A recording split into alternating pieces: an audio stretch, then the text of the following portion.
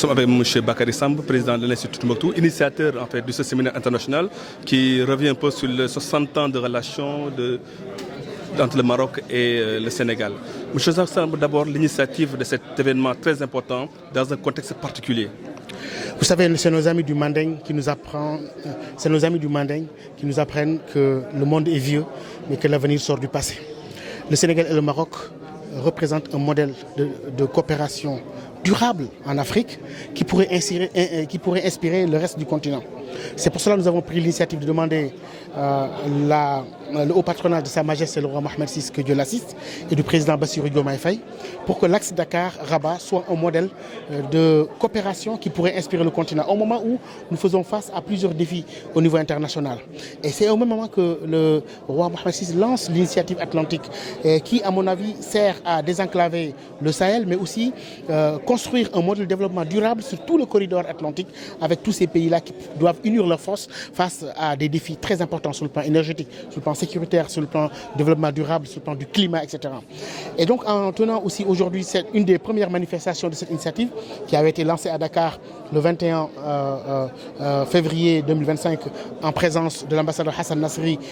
du Maroc et du ministère des Affaires étrangères. Nous avons voulu continuer ces manifestations scientifiques. Aujourd'hui à Rabat, d'autres événements à Rabat, notamment que nous avons proposés à l'UM6P, aussi à l'Université Mohamed VI Polytechnique, mais aussi au Police Center for the New South, mais aussi l'événement phare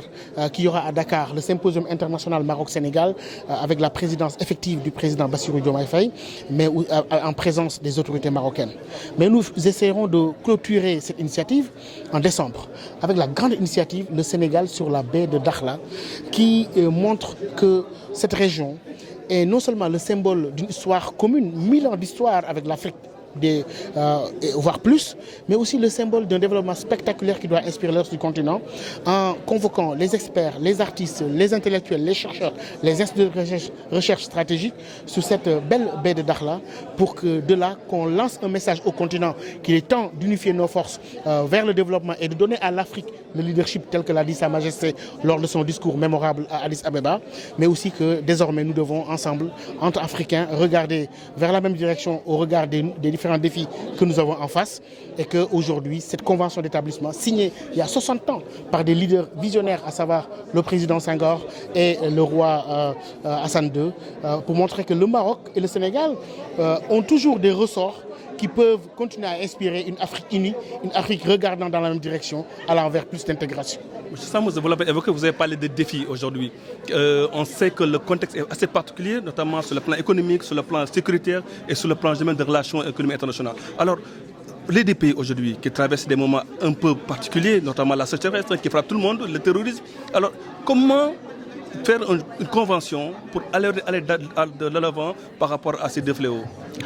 Le Maroc et le Sénégal ont toujours eu cette capacité, à tout moment de l'histoire et dans toutes les circonstances, à unifier leurs forces.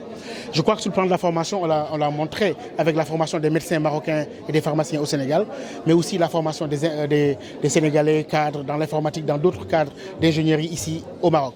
Et dans cette même perspective, nous devons voir avec les capacités du Sénégal aujourd'hui sur le plan agricole. Nous avons des terres, nous avons de l'eau,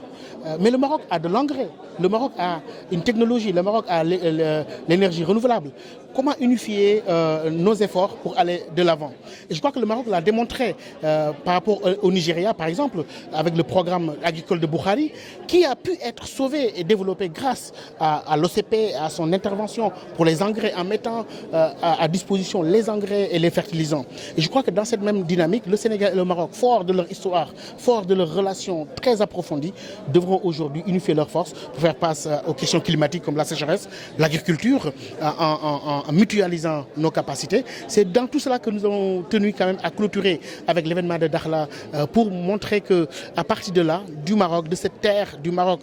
symbolique de la relation millénaire avec les pays africains, un message peut être lancé au continent pour dire que c'est toujours possible pour les Africains de faire preuve de synergie, à l'instar du leadership éclairé de Sa Majesté le roi Mohamed VI et du président Bassirou Diomaye Faye, pour que le continent entier puisse s'inspirer de ce modèle, de cet axe Dakar-Rabat, pour plus d'intégration, pour plus de développement économique.